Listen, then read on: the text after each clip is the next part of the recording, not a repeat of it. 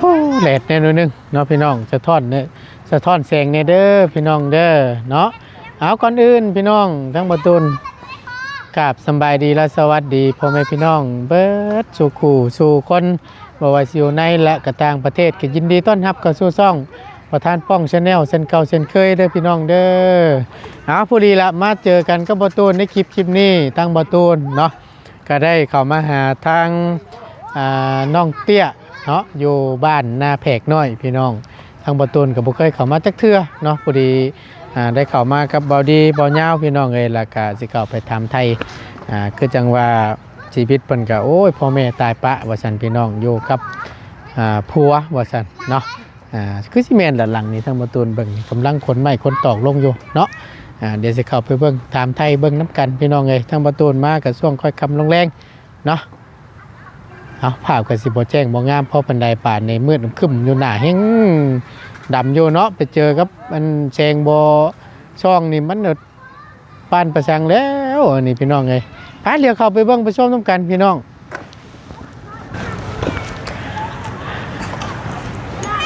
เพื่อนเราหลังนั่นเนาะพี่น้องเนาะโอ้กำลังมาแต่พื้นนี่เนาะเอาระวังให้น้องเป็นใจชงพี่น้องเลยมาหาทับบักหลาก้อนบาทนี่บ่ฮัมกินเบียร์บ่น้ำแข็งชื่อบ่แม่นบ่อย่ามาตัวนะแม่นบ่จับเจือนะน้ำแข็งอีหลีบ่เบิ่งหั่นเอาว้าวคือถ้าเจ้าจับเอาใส่ได้มันจังลงได้น่ะเอาเคาะลงข่อยก็นึกว่าเจ้ากินเบียร์ซะหรอกโมเมนเบียร์กินเบิดแล้วจักเดือแต่น้ำแข็งนี่น้ำก้อนนี่ประจักบ่นะแม่นบ่เบิ่งขึ้นแนมคนละปองซะหรอกน้ำแข็งซื่อเนาะโอเคพี่น้องเอ้ยเอาน้ำแข็งกับน้ำแข็งฉันก็นึกว่ากินเบียร์นะดีแล้วอย่าไปกินเด้อโอ้ยไปหามาทางไหนพื้นเนี่ยเขาอยู่ไหนเขาอยู่ไหนนี่บ่เอาสบายดีเด้อบ่าวเด้อทั้งนี้ก็เป็นผัวน้องเตี้ยบ่โอ้ยบ่เคยมาจักเทื่อทางบ่ตูนก็ได้ครั้งแรกข่อยชื่อบ่ตูนเด้อโดยก็ได้ถือโอกาสแวะก็มาหาทางบ่าวเพิ่นพี่น้องเอ้ยชื่อจังได๋ก็เจ้าไม้ชื่อไม้ไม้โคโพดนี่บ่ฮะเอาไม้ชื่อๆนึกว่าไม้โคโพดนะเนาะโอ้ยไมโครโฟนเก่านะเฮ้ยหลังช่ำเอาโลโพข้าวนี่ห้วยที่แต่บ่ใช้งานได้น่ะ โอ้ยพี่น้องไอ้จักปีละเบาขอโทษอะไร19 ปีโอ้ยยังเป็นน้องประตูนหลายอยู่ฉันพี่น้องเลยเนาะเอากับผู้ดีแหละแวะเวียนก็มาหาใช้อันผู้ใดน้องเตี้ยน่ะแม่นผู้นั้นบ่บ่สบายเป็นไข้ซ้ำอ้าวสั่งว่าแต่บ้านนี่พี่บ่หนาวอากาศมันแปรปรวนเนาะเอาเดี๋ยวเข้าไปหาเพิ่นก่อนสักหน่อยฉันมิแต่ว่าคนพื้นลงก่อนเด้อสักหน่อยเด้อทั้งอีลาเด้อฉันนะชื่อยังเจ้าแพนฮะชื่อแพนเพชรโอ้ไปแต่หุ่งแต่เฮืองเตยชื่อเพชรว่าสันเนาะน้องชาวบ่นี่นะ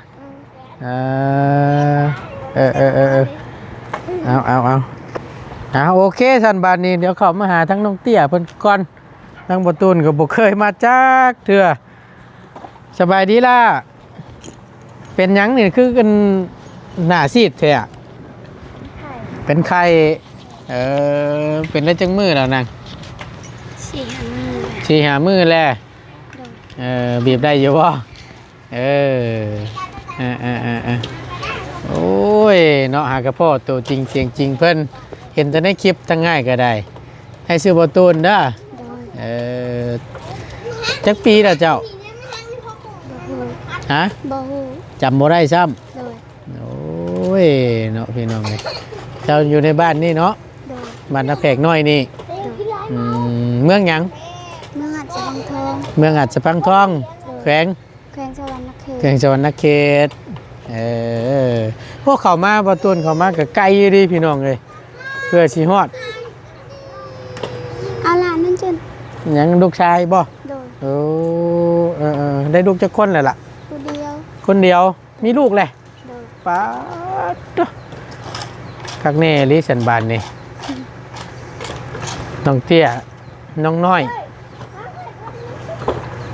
ชมชื่ออยู่ได้เนาะจักปีแล้วล่ะ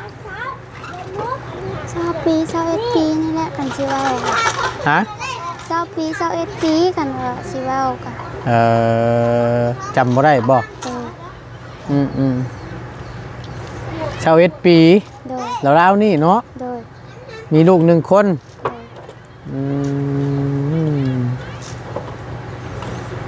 ว้าวขออนุญาตนำคือฮอดอยู่บ่21 ปีล่ะฮะ บ่ฮู้ เจ้ามีเอ้ยมีน้องจักคนน่ะ 7 7 คน โดย อยู่ในเฮือนหลังนี่นะ โดย แต่บ่ได้อยู่นำกันเขาเจ้าก็เอาลูกเอาเมียมาเลยไปอยู่กับลูกกับเมียมัน อ๋ออ้ายเอ้ยน้องนั่นบ่ เพิ่นมี แต่อ้ายผู้เดียวนี่ เพิ่นมีครอบมีครัวแล้ว โดย โอ้เพิ่นก็อยู่เฮือนไผเฮือนมันน่ะเนาะ โดย ในเฮือนหลังนี้เจ้าอยู่กับผัวเจ้า โดยกับอ้าย กับอ้ายคนหนึง โดย เอ้าเว้าขอโทษน้ำล่ะอันทั้งพ่อทั้งแม่ได้สะไปทั้งไหน เสียมาแล้ว เสียเบิดแล้ว โดย โอ้เจ้านี่เป็นลูกสาวหล่าบ่ โดย โอ้เพิ่นได้ล่มหายตายจากไปตะลนแล้ว โดยแต่โดยเลิกแต่หายังน้อย แต่จักปีเจ้าน่ะ ประมาณ11 ปี12 ปีนี่แหละ พ่อแม่ตายจากนั่นแหละ โดย ก็ได้อยู่น้ำอ้ายน้ำเอื้อย โดย โอ้เพิ่นเป็นหยังนั่นน่ะจังนั้น เลือดออกในพันแขน ฮะ เลือดออกในพันแขน เลือดนอกนี่เลือดนอกนี่เขียว โดย ตามเพ่นเขียวนี้ โดย เออมันเกี่ยวกับหยังนี่เนาะเฮ้ย โอ้ย ได้ไปหาหมออยู่บ่ ไป ไปอยู่ โดยไปปัวอยู่ห้องหมอสวรรค์กับบุเซา โอ้จนได้ลงไปรักษาอยู่ห้องหมอสวรรค์ห้องหมอแขงพุ โดย แต่บ่เศร้า โดย เออเป็นเพิ่นเป็นแบบชั้นมาได้จักเดือนจักปีนั่นล่ะ พอฮอดปีประมาณเดือนปลาย ออกตลอดด้วยบ่ โดยออกตลอดเลยไปเพิ่นมาเฮือนแล้วก็เพิ่นล่มแล้วก็บ่ได้ลุกเลย โอ้ช่างเป็นเนาะพี่น้องเอ้ยทั้งหมอเพิ่นกวดกาเบิ่งแล้วเพิ่นได้วิจัยออกมาแล้วเป็นโรคหยังแน่ซะเพิ่นว่านะบ่ฮู้ซ้ำ โดย เป็นตาย่านแท้ๆเนาะพี่น้อง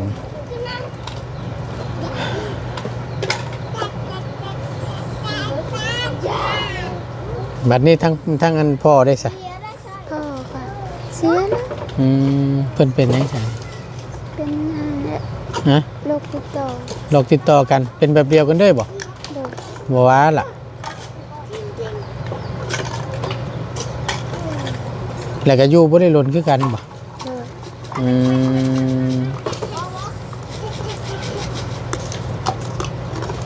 โรคนั้นนี่ก็มีนี่เนาะแล้วก็บ่ฮู้สาเหตุจัก โดย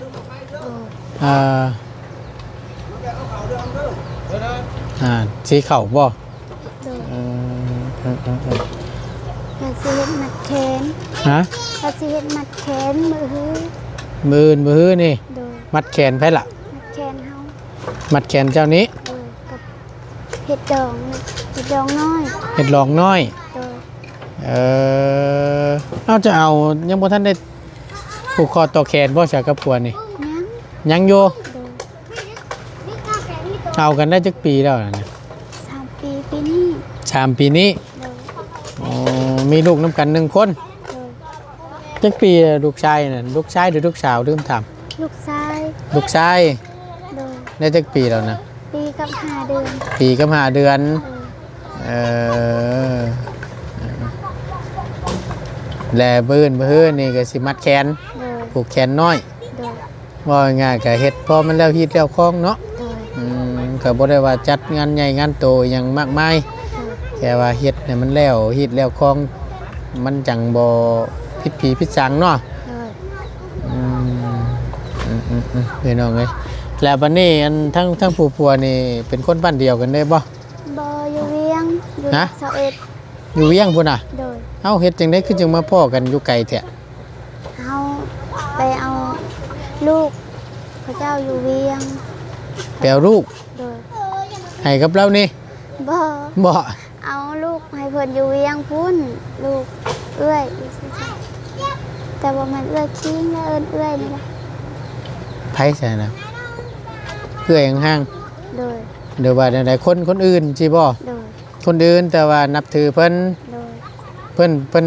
ไปได้มีครอบครัวอยู่เวียง โดย แล้ววันนี้แหละทั้งเจ้านั่นไปเอาลูกให้เพิ่น โดย เพื่อง่ายๆกับเพิ่นจ้างให้เจ้านี่ไปเอาลูก แม่น อ๋อเพิ่นให้เดือนเท่าไรล่ะ เดือน300,000 เดือน300,000 โดย อืมเจ้าไปอยู่กับเพิ่นได้จักเดือน โอ้ยเป็นปีพุ่นละ เป็นปีพุ่นน่ะ ปี2 ปีนี่แหละ เออคนในบ้านนี่บ่ที่ว่าเพิ่นไปได้มีครอบมีครัวอยู่พุ่นน่ะฮะ บ้านนาแพกใหญ่ บ้านนาแพกใหญ่ โดย ทางเขามาพุ่นได้น่ะเนาะ โดย เออไปเอาลูกให้เพิ่นให้เดือนหนึง300,000กีบ โดย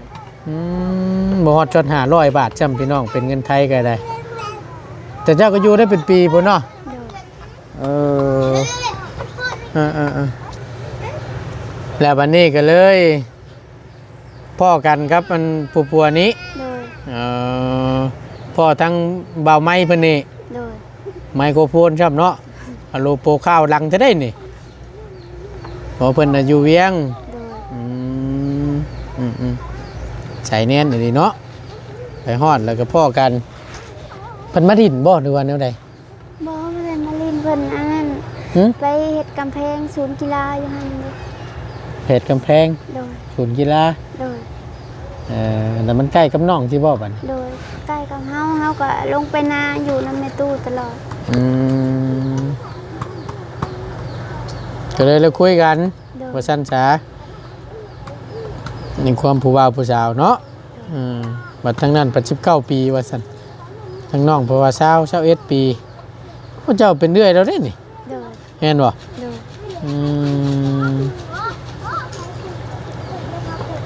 เจ้าบัดเนาะโอ้ผู้น้อยแท้ๆพี่น้องได้แนวไผล่ะ บ่ฮู้ นะพ่อแม่ก็สูงอยู่ใหญ่อยู่แล้วว่ะ โดย ทั้งง่ายก็ใหญ่เบิดเลยได้แนวไผเฉยยืนมึงดูหะเออเออเนาะข้างในนี่ได้ลูกหนึงแหละ โดย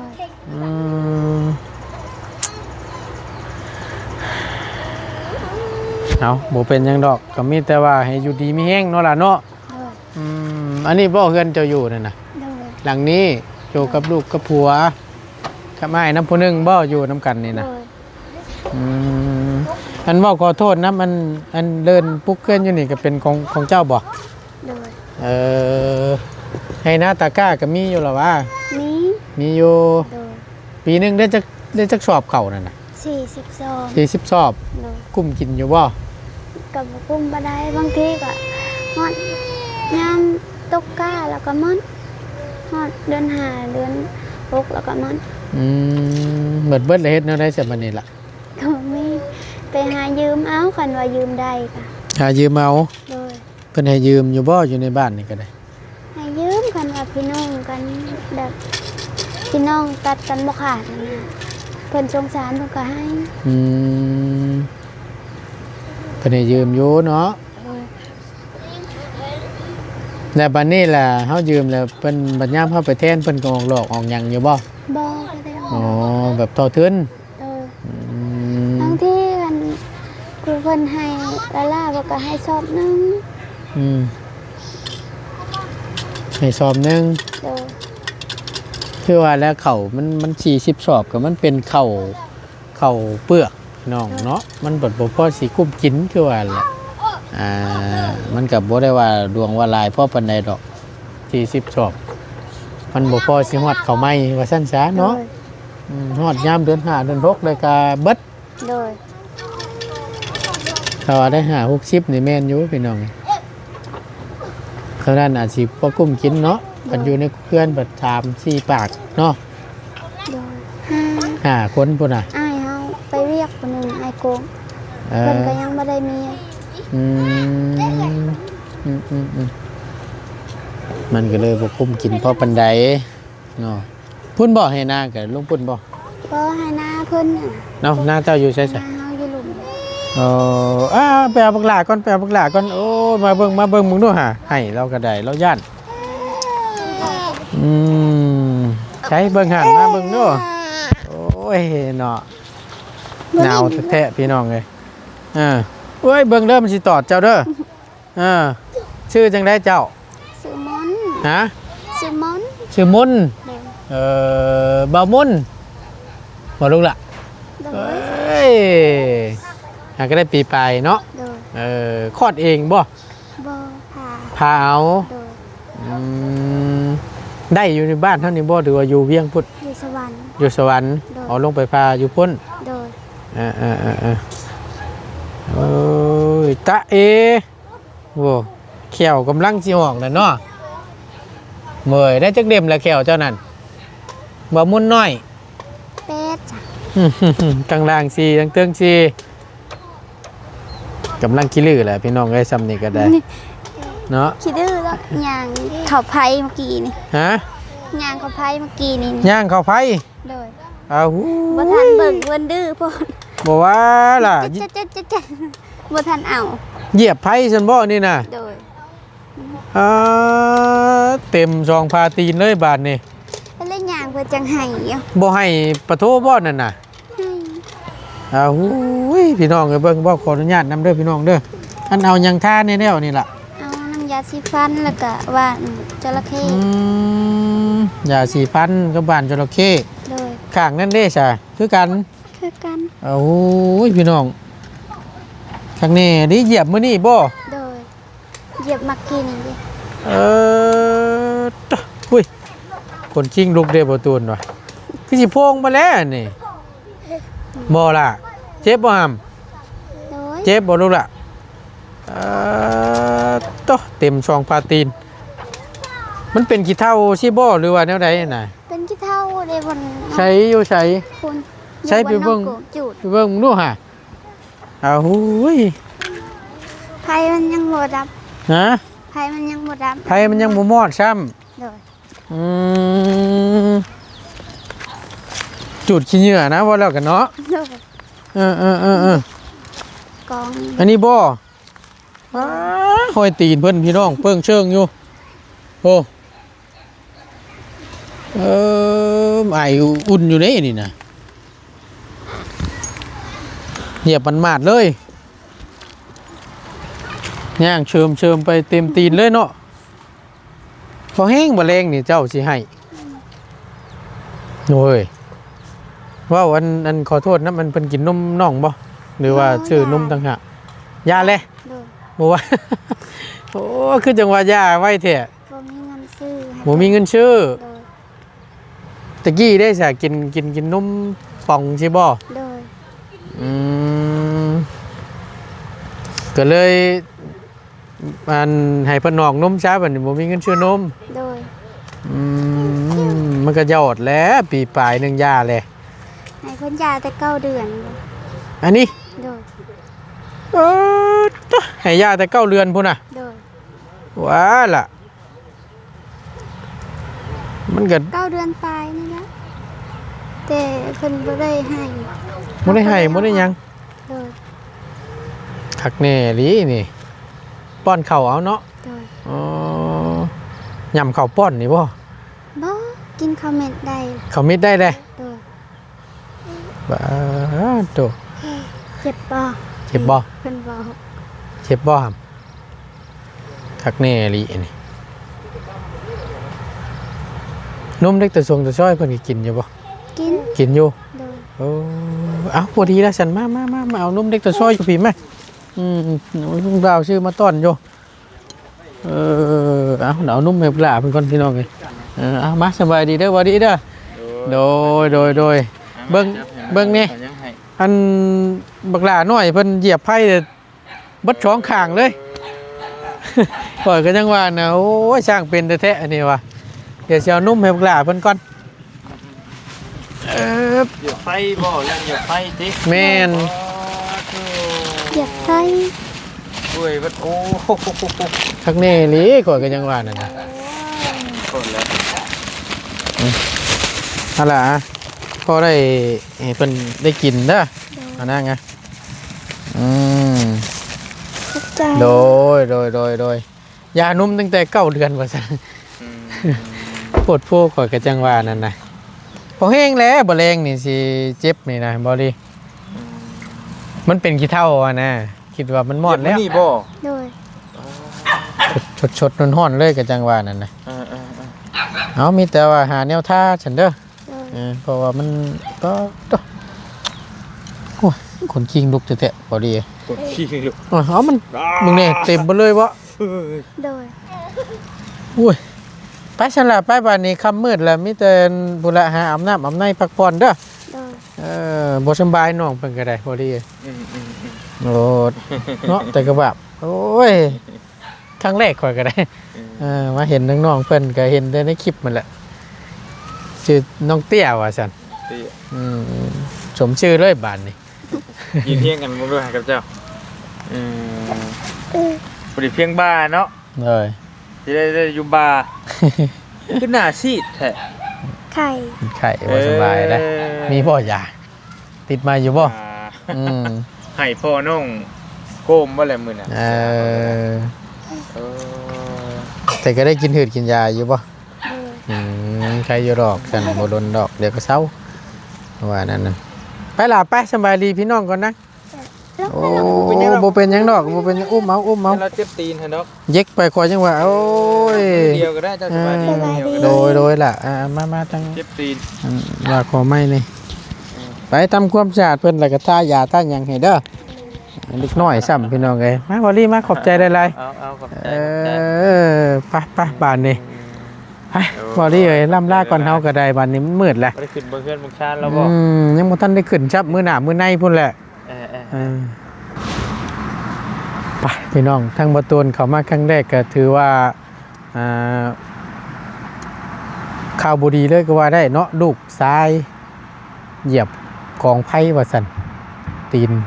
จนเปื่อยจนพุ่งเบิดทั้งสองข้างเลยเต็มเลยพี่น้องเอ้ยแต่กระบาบกระเบาะเมื่อเพิ่นว่าเอาลูกออกแต่นมก็ตั้งแต่9 เดือนก็ย้อนว่าความทุกข์ความยากบ่มีก็เลยจำเป็นให้เอาลูกออกจากนมบ่ให้ลูกกินนมต่อมันบ่ไหวบ่มีเงินซื้อว่าซั่นเนาะ